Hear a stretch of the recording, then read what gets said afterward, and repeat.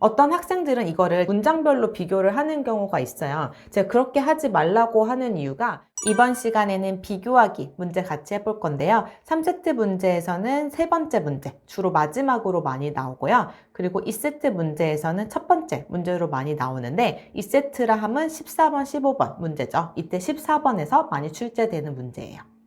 비교하기는 두 가지 대상을 비교하면 되는데 어떤 대상 두 가지를 비교할 수도 있고요. 아니면 한 가지 대상에 대해서 과거, 현재를 비교할 수도 있어요. 어쨌든 답변 구조는 내가 어떤 걸 비교할 거야 라고 소개를 해주시고 그 다음에 대상 첫 번째 얘기하고 두 번째 얘기하고 마무리 얘기를 해주시면 돼요.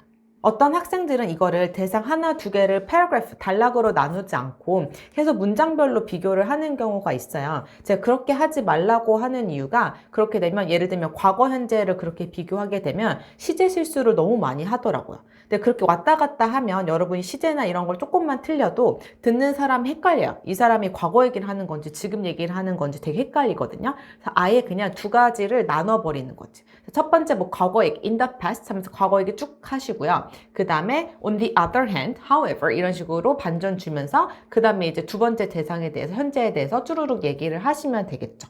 그렇게 해서 서로 이제 편하게 이해하게끔 하시면 되고 네, 마무리 해주시면 되고. 그럼 답변 전략은 일단 과거, 현재 비교하는 경우에는 시제 실수가 가장 없는 게 제일 중요하겠죠. 과거 유형에서도 말했다시피 내가 시제를 너무 많이 틀리면 자기가 녹음한 거를 들어보면서 고치면서 연습을 하셔야 돼요.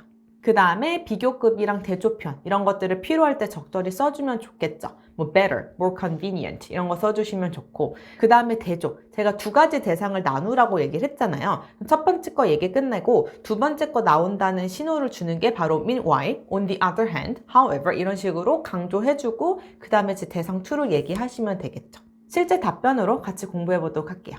과거와 현재의 집에 대해서 비교하는 문제를 볼게요. Describe the home you lived in as a child. 너가 어렸을 때 살았던 집에 대해서 묘사해 주세요. How was the home different from the home you live in now? 지금 너가 살고 있는 집과 어떻게 다른가요? 그러니까 과거의 집과 현재의 집을 비교를 하라는 거죠. 내가 살았던. 그래서 저는 과거 살았던 집 먼저 쭈르륵 얘기를 할 거고요. 그 다음에 현재 집 할 거고 비교점을 좀 얘기를 할 건데요. 이거는 설정을 하실 때 비교할 만한 거 있는 거 설정하는 게 좋겠죠. 예를 들면 집 구조를 하우스에 살았던 때랑 아파트먼트에 살았던 때랑으로 나눌 수도 있고 시리에 살았을 때랑 루럴 에리아에 살았을 때랑 시골에 살았을 때랑 얘기를 하셔도 되고 어쨌든 메인 포인트를 정확히 잡고 가셔야 여러분이 얘기하기가 편하겠죠. 그래서 저는 하우스 살았던 때랑 지금 아파트먼트에 사는 때랑 이렇게 비교를 해볼게요. 과거부터 보시면 When I was a kid, I lived in a house in a rural area with my parents and my brother.